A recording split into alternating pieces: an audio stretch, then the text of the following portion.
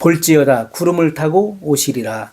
각인의 눈이 그를 보겠고 그를 찌른 자들도 볼 터이요 땅에 있는 모든 족속이 그를 인하여 애곡하리니 그러하리라. 아멘. 아멘. 예수님께서 공중 재림하실 때는 도적같이 보이지 않게 오셔서 보물 같은 보배와 같은 성도들을 데려가시지만은 지상 재림 때에는 만인이 볼 수 있게 임하시는 것입니다. 아멘. 자, 그러면 어떻게 만인이 볼 수 있느냐? 이렇게 또 이야기하는 사람이 있어요. 자, 하늘에 떠 있는 해는 하나지만은 지구상의 모든 사람이 다 볼 수 있는 것처럼 주님이 오시는 광경을 각인의 눈이 보게 될 것입니다. 그리고 모든 민족들 가운데 불신자들이 공포와 절망 가운데 애곡하는 소리가 천지를 진동할 것입니다. 아멘. 그들은 두려운 것이죠. 이제 주님이 오시면은 심판할 일이 남아 있잖아요. 심판주로 오시기 때문에 공포와 두려움 속에서 그 절망 속에서 애곡하는 소리가 천지를 진동하게 되는 것입니다. 자, 예수님께서 대환란 후에 지상으로 재림하시는 목적은 마귀를 결박하시고 모든 민족들의 심판과 천년 왕국을 이루어서 세상 나라를 다스리기 위해서 오시는 것입니다. 우리가 천년 시대 그리고 이 천년 시대 이 왕국을 건설하는 것입니다. 이게 천년 왕국이라고 우리가 말하는 것이죠. 예수님의 이 지상 재림이 어떻게 이루어지는지 누가복음 17장 24절에 보면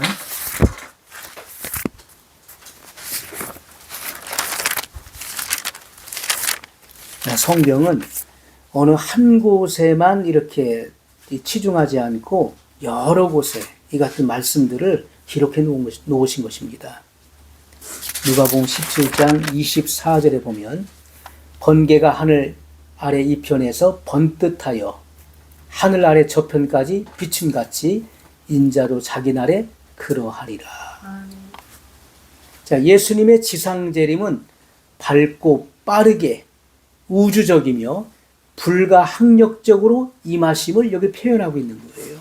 불가항력적이죠. 누가 예수님의 지상 재림을 막을 수 있겠습니까? 이 땅에 있는 적그리스도의 군대가 예수님의 지상 재림을 막으려고 하지만 막을 수 있습니까? 안 되는 것입니다. 이것은 불가항력적인 거예요. 쓰나미가 몰려오는데 그것을 사람의 손바닥으로 막을 수 있겠습니까? 안 되는 것이죠. 불가항력적이다. 이것은 우주적이며 불가항력적으로 임하시는 것이다. 자, 그래서 예수님께서 이 땅에 오셔서 이 천년 왕국을 이루시는데 이 천년 왕국에 대한 내용은 요한계시록 20장 1절로 10절에 자세히 기록되어 있습니다. 주 예수님께서 전 세계의 이 불의를 다 멸하시는 거예요. 자, 먼저 예수님께서 지상 재림하실 때 이 적그리스도와 그를 추종하는 이 군대들이 이 땅의 군대들이 주님의 이 지상 재림을 가로막잖아요. 그때 주님께서 그 입의 말씀으로 그들을 멸하시는 것입니다. 적그리스도와 거짓 선지자는 산채로 불과 유황이 타는 곳에 던지시고 또 그를 추종했던 이 군대들은 주님의 입에서 나오는 그 검으로 멸하신다는 거예요. 그래서 이 새 밥이 되게 하신 것입니다.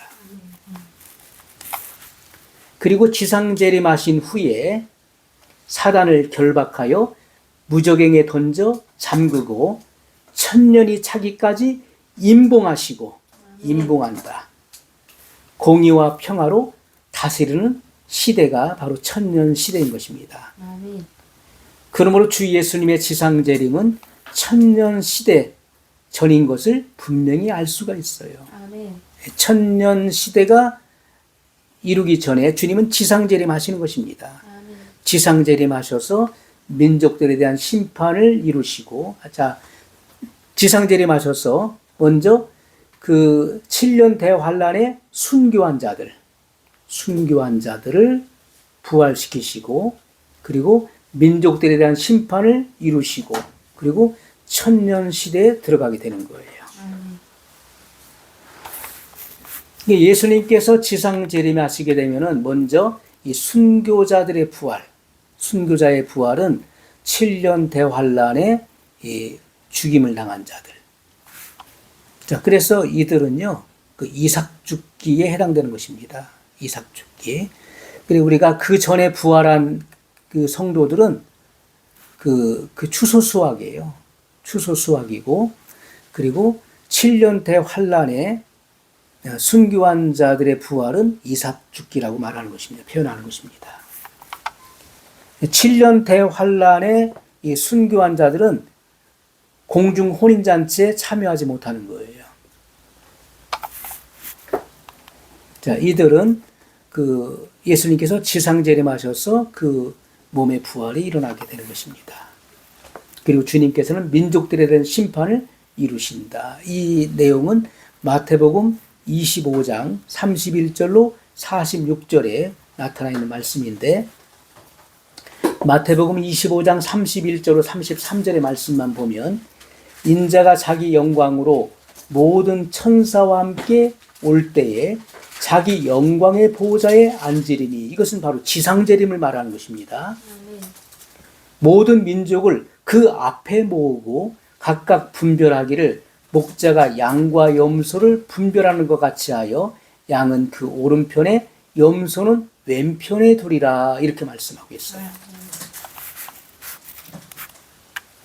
요한계시록 20장 4절 킹제임스 버전에 보면, 그리고 내가 보좌들과 그것들 위에 앉은 자들을 보았는데 심판이 그들에게 주어졌더라. 또한 내가 예수님의 증거를 위하여 그리고 하나님의 말씀을 위하여 목배임을 당한 자들의 혼들도 보았는데, 우리가 이 개역 성경에는 영혼들도 보았다 이렇게 나와 있고, 킹제임스 버전에는 혼들도 보았는데, 이들은 아직 부활한 상태가 아니고 몸의 부활이 이루어지지 않았기 때문에, 순교자들 몸의 부활이 이루어지지 않았기 때문에 그 영혼들이다, 혼이다 이렇게 나와 있는 것입니다. 그들은 그 짐승도 그의 형상도 경배하지 않았고 그의 표를 그들의 이마 위에나 그들의 손 안에 받지도 아니하였더라. 그런즉 그들은 살아서 그리스도와 함께 1000년 동안 통치하였더라. 그래서 이 7년 대환란에 순교한 자들은 예수님께서 지상재림하셔서 지상재림하실 때 부활하는 것입니다. 그들은 공중 혼인잔치에는 참여하지 못했지만은 1000년 시대에 이러한 왕권을 받아서, 면류관을 받아서 주님과 함께 통치하는 권세를 받는 거예요. 성경은 이 같은 사실을 정확하게 구분해서 말씀하고 있는 것입니다. 사도 요한은 주 예수님께서 지상재림하셔서 민족들에 대한 심판을 이루시기 전에 대환란 가운데 예수님의 증거와 하나님의 말씀을 인하여 참수당한 영혼들, 짐승과 짐승의 우상에 경배하지 않고 짐승의 표를 받지 않으므로 차명을 받아 죽임당한 순교자들을 부활시키신다는 것입니다. 지상재림은 공중재림과 현저히 구분되는 것입니다. 자, 공중재림 한번 보겠습니다. 데살로니가전서 4장. 공중재림은 7년 대환란 전에 일어나는 거예요.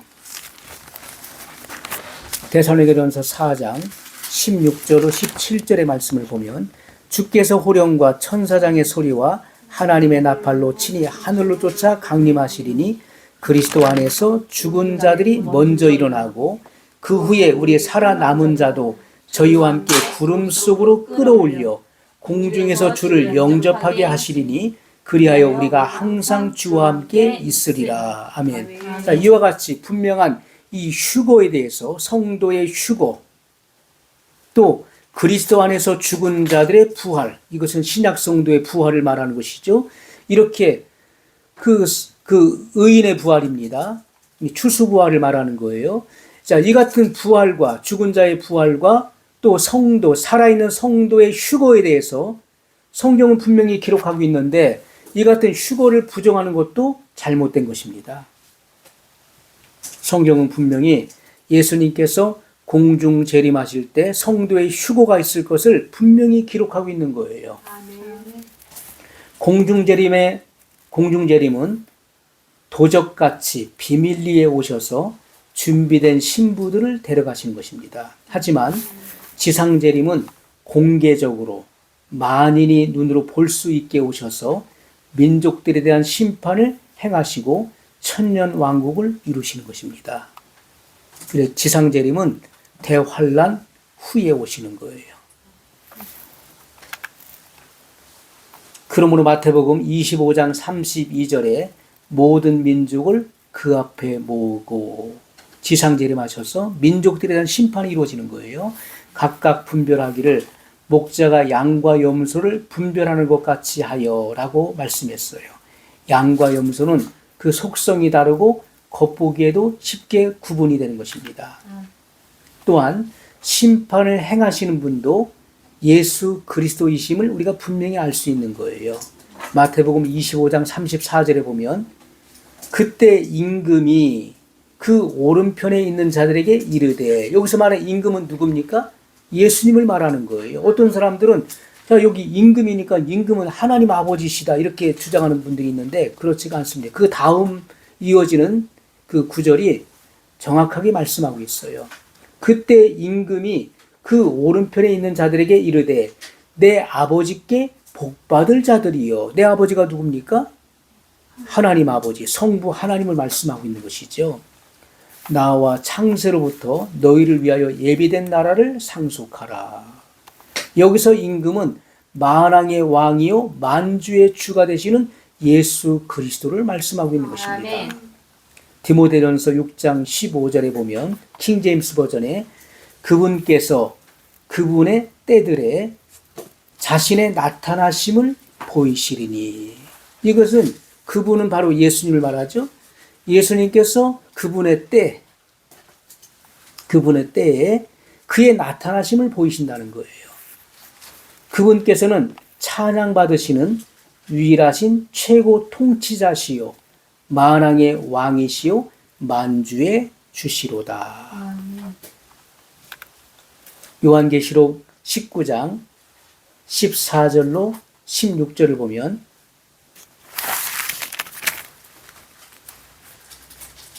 하늘에 있는 군대들이 희고 깨끗한 세마포를 입고 백마를 타고 그를 따르더라. 그의 입에서 이한 검이 나오니 그것으로 만국을 치겠고 친히 저희를 철장으로 다스리며 또 친히 하나님 곧 전능하신 이의 맹렬한 진노의 포도주 틀을 밟겠고 그 옷과 그 다리에 이름 쓴 것이 있으니 만왕의 왕이요 만주의 주라 하였더라. 아멘. 우리가 예수님께서는 최고의 통치자이십니다.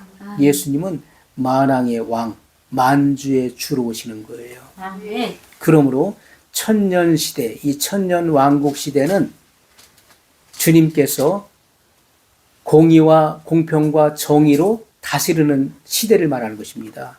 그러면 그 천년 왕국 시대는 무슨 정치 시대일까요?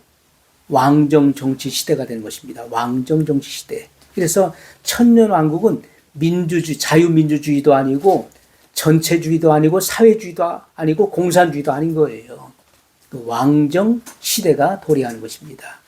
예수님께서는 만왕의 왕으로서 이렇게 공평과 정의로서 세상을 통치하신다. 아멘. 우리가 지금 살고 있는 이 시대에는요, 전적으로 타락하고 부패한 그런 인간들이 살고 있잖아요.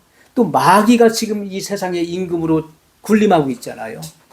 이 사회 속에서는, 이런 세상 속에서는 정의가 없는 것입니다. 공평을 찾아볼 수가 없는 거예요. 예수님께서 이 땅에 오셔서 주님을 대적하는 무리들을 물리치시고 그들 죽이시죠. 주님을 대적하는 악한 무리들을 죽이시고, 그리고 또 이 땅에 역사하고 있는 마귀를 무저갱에 잡아 넣어서 임봉해야 되는 것입니다. 그래야 평화의 시대가 도래하는 거예요. 그때 비로소 모든 사람들은 주님의 통치에 순종하게 되는 것입니다. 아멘. 그것이 천년시대 주님께서 왕정 통치 시대가 이루어지는 것이죠.